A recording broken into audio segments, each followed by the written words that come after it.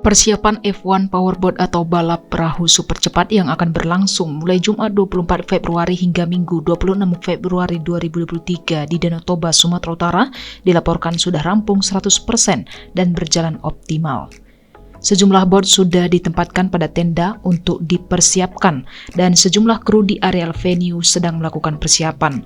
Diperkirakan pertandingan bertaraf internasional ini akan diikuti oleh 20 tim dari 10 negara dan hingga saat ini persiapan-persiapan jelang event sedang berlangsung.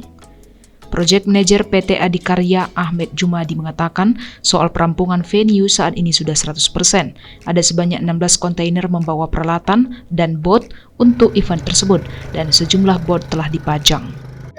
Jadi sekarang sudah pembersihan Pak, jadi Sepo Bata itu kan kemarin yang luar biasa sulit karena cuaca hujan hampir tiap malam, sementara kemiringan atap kita